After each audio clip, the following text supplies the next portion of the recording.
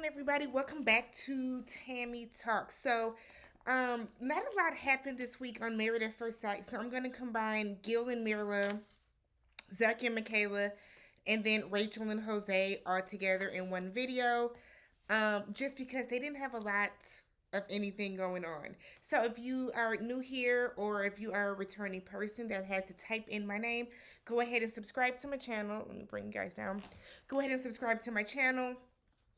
Um,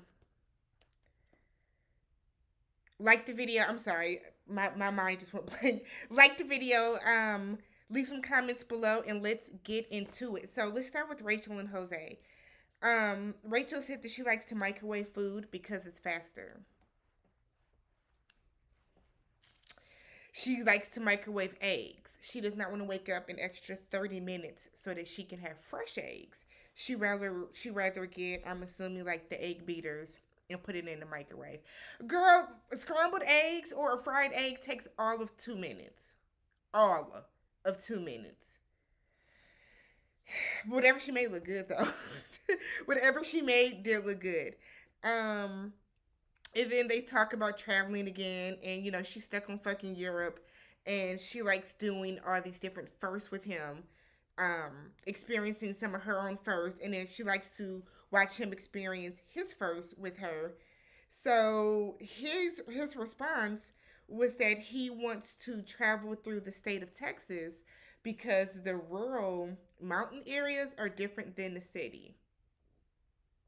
Jose, we're not about to play this game with you. We're just not. Later in the episode, we see them take a date to a winery. And then Rachel says that Summer Rachel is about to pop out honey. So she's saying that she doesn't work in the summer. We know that she's a special ed teacher. So she does not work in the summer. And she's saying that, sometimes if she has to sit around the house and she's going to be bored and she just wants him to be prepared. And she was saying because she's not going back to her home, where they're going back to his house when this is over. So while it's going to be, him getting back to normal life, for her, it's going to be a big adjustment. And then he kind of said that he's not used to, or he doesn't know anybody that's a teacher that really has the entire summer off. And I'm like, I know tons of teachers or people that work in the school system that are off all summer. I know some people do position it so that they're not, but there's a good amount of people that are off all summer. Some might get like a part-time job or, just something small, but there are teachers that really be like, I'm off and I'm about to enjoy the summer. So, Jose said that makes him nervous, that she gets bored and she's going to have all this idle time. And I think it was because, in the back of his mind, he's still worried about the cheating. He's worried that she's going to spend frivolously. But so far, things are like going good for them.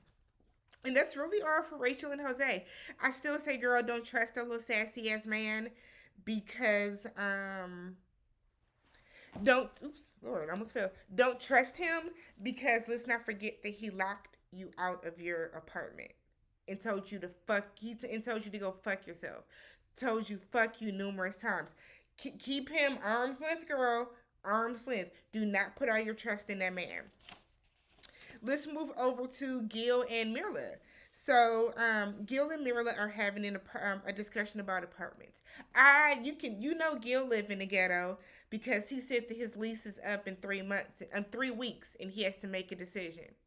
I don't know where Gil lives, but I have never lived in an apartment that doesn't send you like the renewal notice, like for almost 3 or 4 months before it's time for you to renew your lease.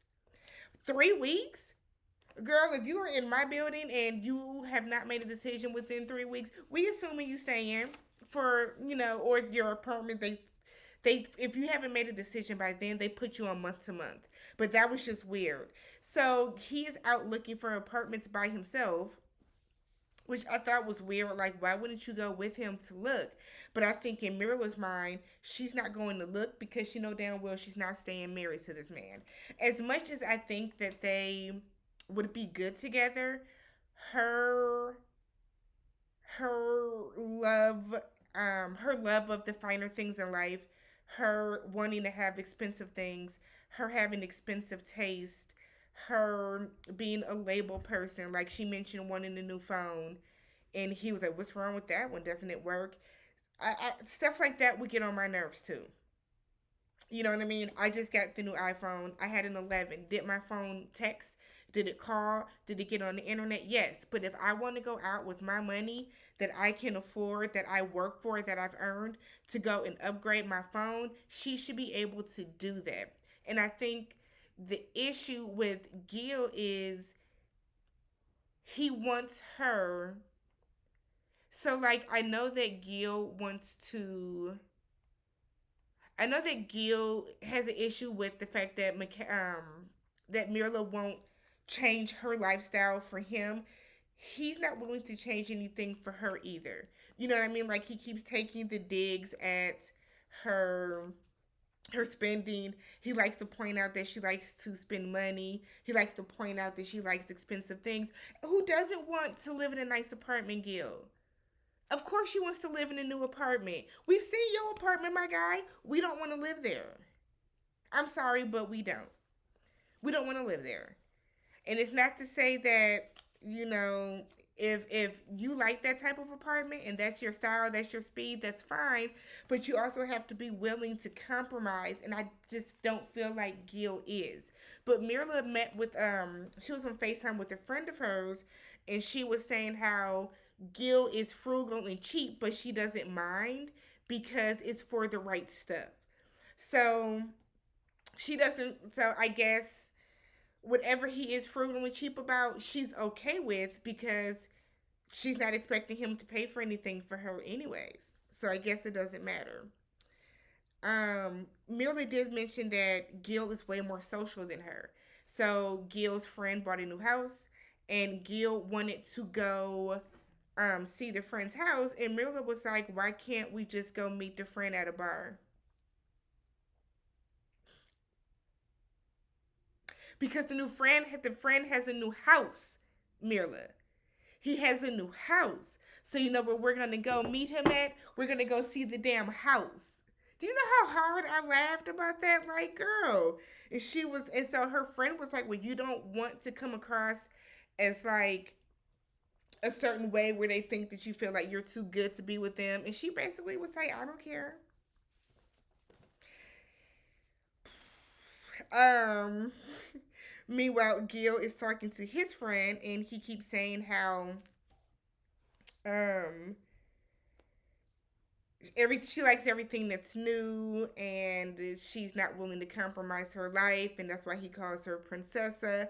So it's like, I think my thing is they do, you can tell they really like each other, but they each have that one quirk that they don't know if they're going to be able to get past. Gil tells his friend that he's not worried about consummating the marriage just yet. They've kissed, that's good enough for him. He just wanted to he wanted to feel he wanted her actions to match up with her words, because he said, you know, she'll say how much she likes him and all that stuff all the time, but Gil wasn't getting the action from it. And so we've seen how affectionate they are. We see how touchy feely that they are, just on camera. So I can imagine, you know, they're probably more so off camera too. So Gil was like, he's cool with it. And then he talks about how initially Myrla didn't want, you know, she's not a dog person. But then now we see her talking to Hype. Earlier in the episode, she said she had to wipe his face off because he was drooling. We see her always taking him out for walks all the time.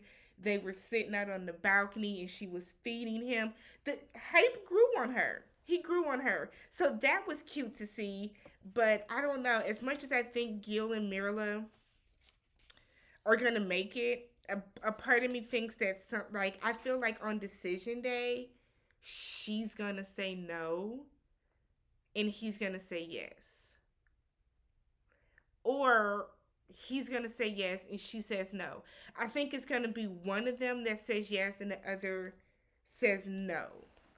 So, and then finally, Zack and Michaela. So they go to and they do bubble ball for a date. I've done bubble ball before.